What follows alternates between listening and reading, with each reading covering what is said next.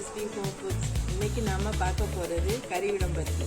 தாலிப்படகம்னு சொல்லுவாங்க, எங்கள் திருச்சி பக்கம்லாம் கறிவடகம்னு சொல்லுவாங்க. இதில் என்ன பொருட்கள் முதல்ல இருக்குதுன்னு நான் உங்களுக்கு சொல்லிடுறேன்.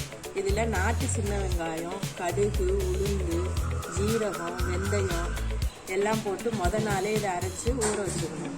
காலையில் தண்ணி விட்டுரும். அதை எடுத்து புழிஞ்சிட்டு, தண்ணியை மட்டும் புழிஞ்சிட்டு இதை எடுத்து வெயிலில் வைக்கணும்.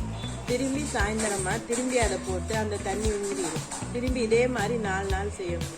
அப்புறம் ட்ரை ஆனோட்டி இதில் விளக்கெண்ணெயும் கருவேப்பிலையும் போட்டு இந்த சைஸில் பிடிச்சி வைக்கணும்.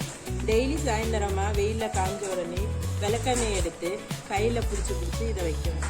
இந்த ப்ராசஸிங் செய்கிறதுக்கு 1 வாரம் 10 நாள் ஆகும். வெயில் நல்லா அடிச்சிச்சுன்னா 1 வாரத்துலேயே செஞ்சு முடிச்சிடணும். இதை முக்கியமாக மீன் குழம்புக்கு ரொம்ப டேஸ்ட்டாக இருக்கும்.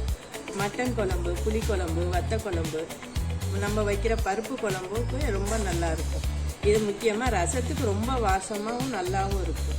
இதை இதில் சட்னி செய்யலாம். எப்படின்னா வெங்காயம், தக்காளி, தேங்காய், எந்த புதினா, மல்லி எதுவுமே இல்லாமல் இதை வச்சு எப்படி சட்னி செய்கிறதுங்கிறத உங்களுக்கு அடுத்த வீடியோவில் போடுறேன். இதை தேவைப்படுவோர் வாட்ஸ்அப்பில் ஆர்டர் பண்ணணும். உங்களுக்கு ஃப்ரெஷ்ஷாகவே நாங்கள் அப்பப்போ செஞ்சு கொடுக்குறோம். மறக்காமல் இந்த சேனலை சப்ஸ்கிரைப் பண்ணுங்கள். நன்றி.